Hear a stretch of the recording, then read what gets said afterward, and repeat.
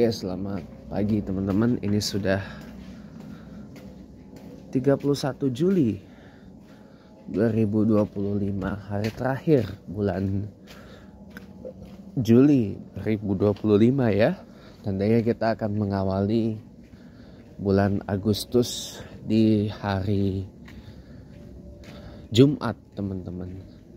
Dan kita akan peringati hari ulang tahun ke-80 kemerdekaan Republik Indonesia itu di hari Ahad tanggal 17 Agustus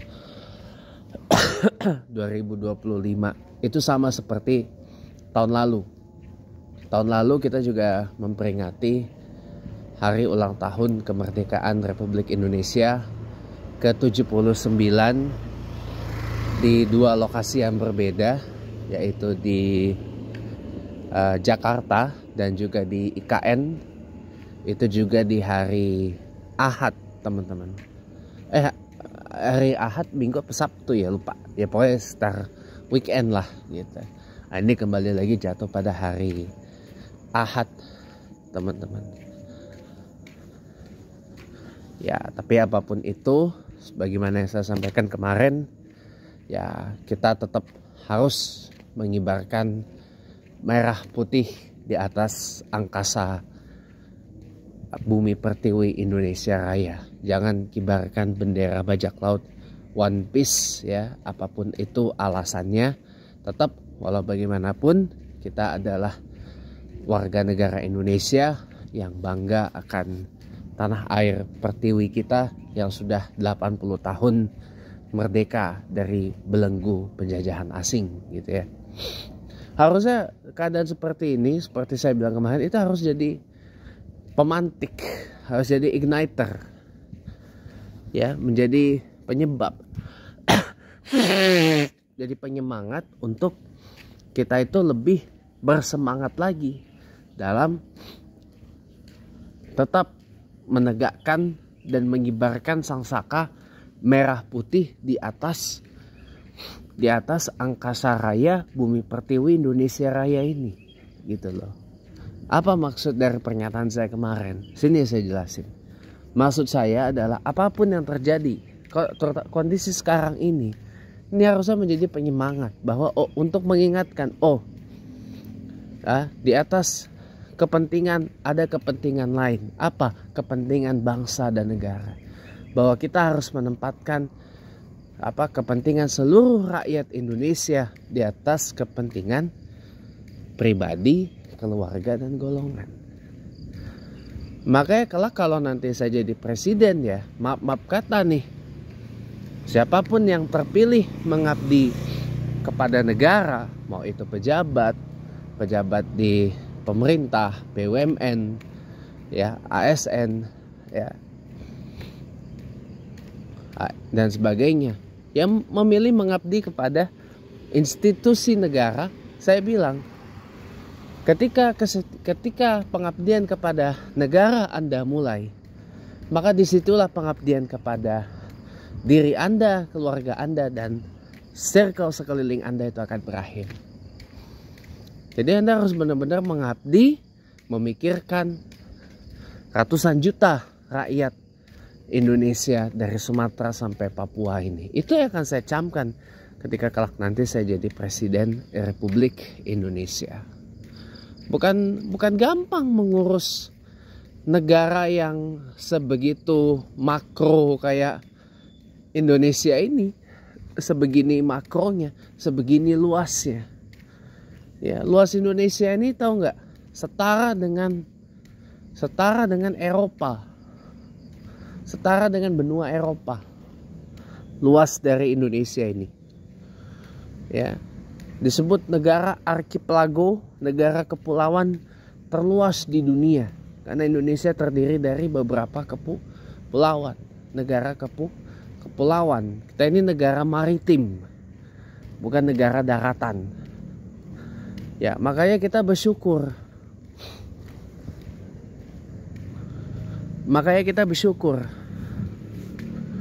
Gitu loh. Bahwa Indonesia ini bukan sebuah negara yang landlocked. Ya. nggak punya laut. Kita punya laut yang luas banget.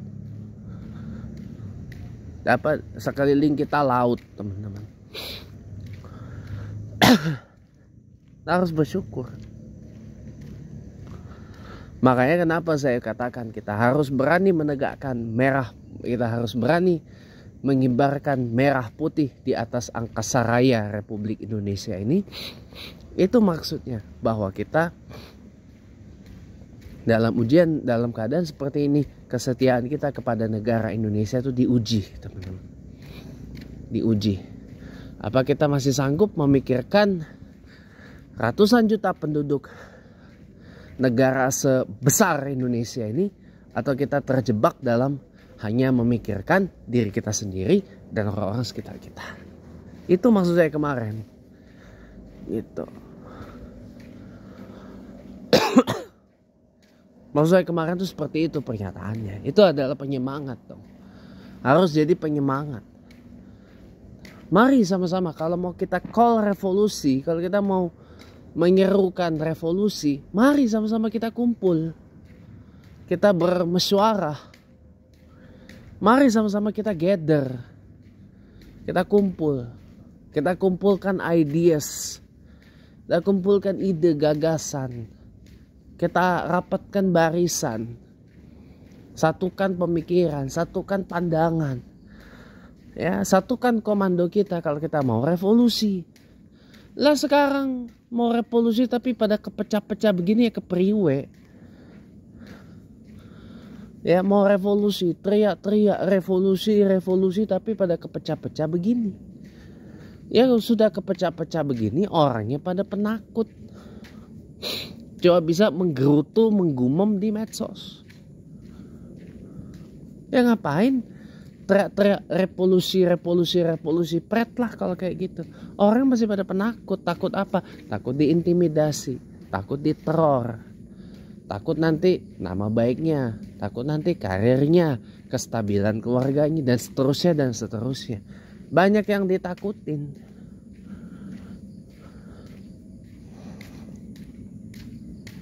Makanya kadang saya kasihan dengan orang-orang seperti itu.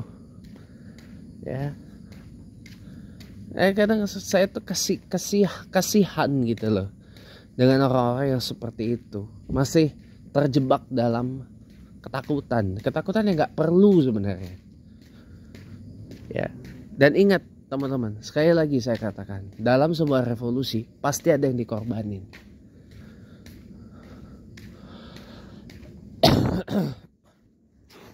Ya, dalam sebuah revolusi pasti ada yang dikorbankan.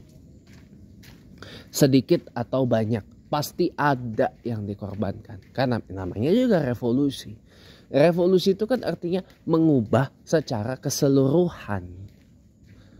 Bukan mengubah secara parsial. Kalau reformasi ini kan artinya mengubah secara parsial. Tapi kalau revolusi mengubah secara keseluruhan. Lihat bagaimana contoh-contoh revolusi yang ada. Revolusi kebudayaan Tiongkok zaman Mao Zedong. Itu mengubah Tiongkok menjadi seperti hari ini. Berawal dari revolusi kebudayaan atau cultural revolution yang dimulai di era Mao Zedong. Itu yang membuat Tiongkok menjadi seperti sekarang. Ya.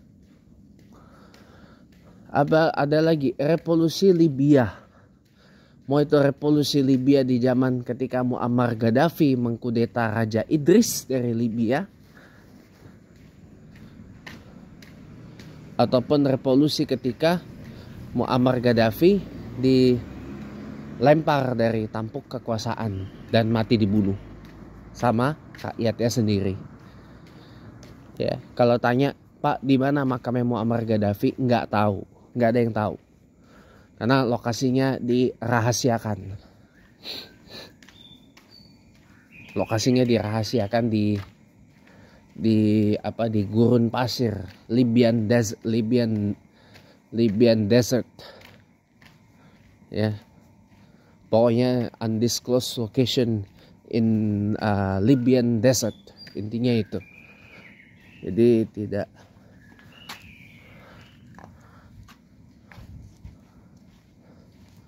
apa bahasa Indonesia, yaitu lokasinya tidak diketahui.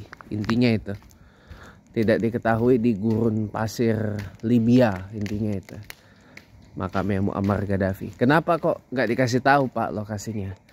Karena menurut pihak pemberontak Libya saat itu ya, takutnya nanti para apa yang disebut hantu simpatisannya Gaddafi itu pada muncul, nyari mana tuh idolanya, si tokoh junjungannya itu ya.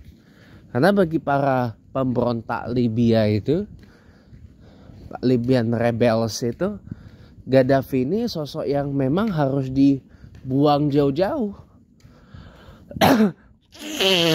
Itu. Gaddafi itu adalah sosok yang harus dimusnahkan dari alam ini. Gitu. Tapi lihat, sekarang sudah 2025 ya. Gaddafi itu tewas 2011. Sudah 14 tahun ya sejak dibunuhnya Muammar Gaddafi. Sebenarnya bukan Muammar Gaddafi, Muammar Qaddafi, sorry. Kalau merujuk pada original text di huruf Arabnya itu bukan Gaddafi tapi Qaddafi. Ya. Coba setelah 14 tahun terbunuhnya Qaddafi, Muammar Qaddafi, Libya itu jadi seperti apa sekarang? Ancur-ancuran, dikepung perang saudara antar sesama warga Libya itu, jadi perang sekarang. Terpecah jadi dua. Kubu Tripoli sama kubu apa itu? Satu lagi. Kubunya Khalifah Haftar itu lupa saya. Itulah pokoknya. Coba Libya itu sekarang ancur-ancuran. Ya. Ancur-ancuran. Remuk. Semenjak ditinggal Qaddafi gitu, ya. Nah, ini Libya mau bikin pilpres, pemilihan presiden, tapi batal. Karena ya itu, kondisinya belum stabil. Di satu sisi anaknya Muammar Gaddafi ya,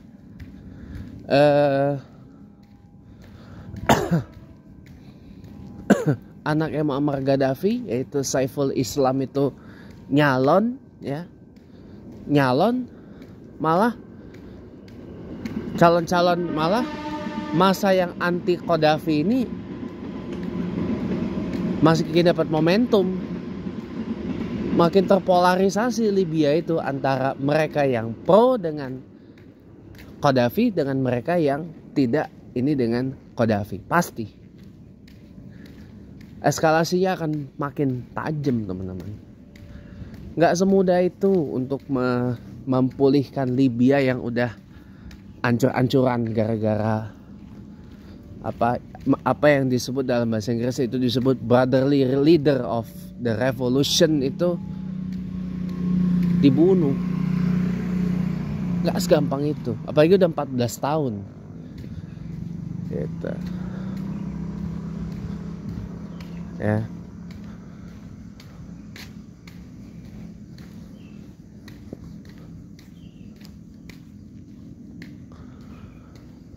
Jadi teman-teman, tapi itulah namanya revolusi ya. Ada yang sudah banyak revolusi itu terjadi di berbagai penjuru dunia. Pasti ada aja yang dikorbanin. Bukan tidak ada yang dikorbanin. Bukan tidak ada yang dikorbankan. Dan memang harus ada yang dikorbankan dalam sebuah revolusi itu.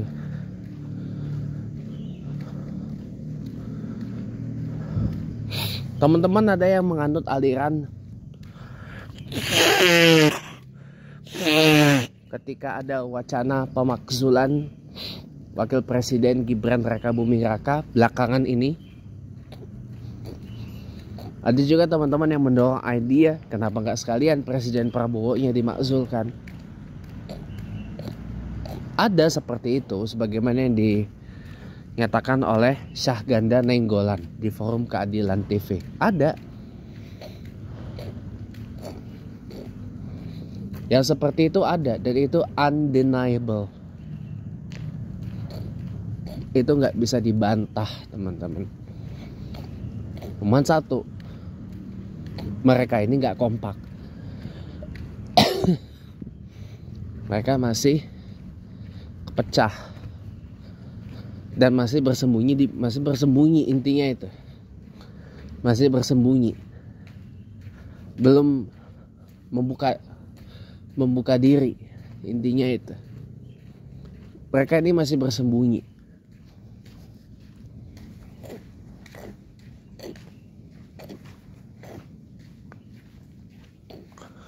Coba kalau sudah nggak bersembunyi, pecah, wah,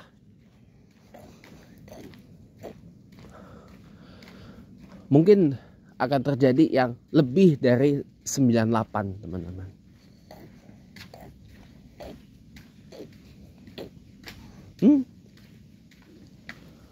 Akan terjadi yang lebih dari 98.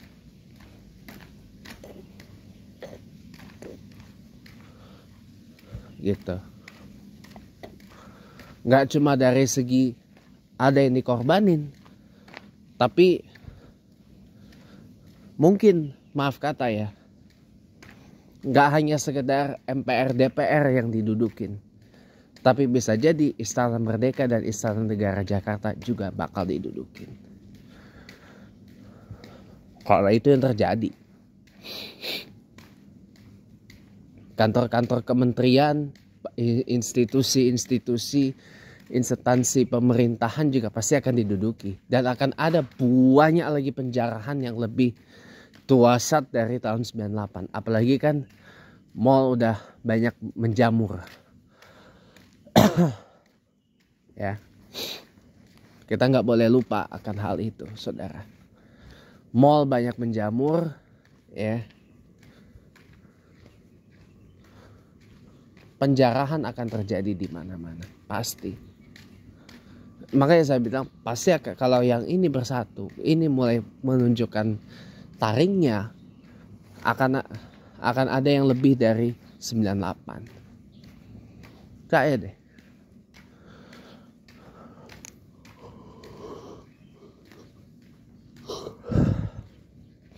Tapi harapannya revolusi yang ini bisa benar-benar bikin pulih Indonesia. Bisa mengembalikan lagi kejayaan-kejayaan Indonesia yang dulu pernah kita capai kemudian hilang. Kita jadi negara yang bisa berswasembada pangan. Kita bisa menjadi negara yang swasembada energi. Kita bisa menjadi negara yang yang memiliki rupiah yang kuat terhadap US dollar, ya, bahkan kuat terus, dan sebagainya. Bisa itu tercapai kalau kita mau bekerja keras untuk itu. Asal bersatu teman-teman, jangan bercerai-berai. Ya kalau sekarang bercerai-berai, orang pada ketakutan, orang memilih untuk defect keluar Indonesia. Ya saya nggak bisa menyalahkan juga terkait dengan kemarin itu kabur aja dulu dan sebagainya. Nggak bisa saya salahkan juga. Kita nggak bisa main hakim sendiri kalau untuk itu. Itu kan preferensi gitu loh. Preferensi pribadi kan. Kesimpulannya gini teman-teman. Boleh nggak saya beritahu Anda? Ada yang memilih untuk fight. Ada yang memilih untuk resist. Tapi ada yang memilih untuk leave gitu. Saya sampai nahan napas. Dan ada yang memilih untuk ya udah ya, lu aja yang bertarung, gua kagak gitu. Terima kasih ya teman-teman, sampai ketemu lagi di lain waktu. Bye bye.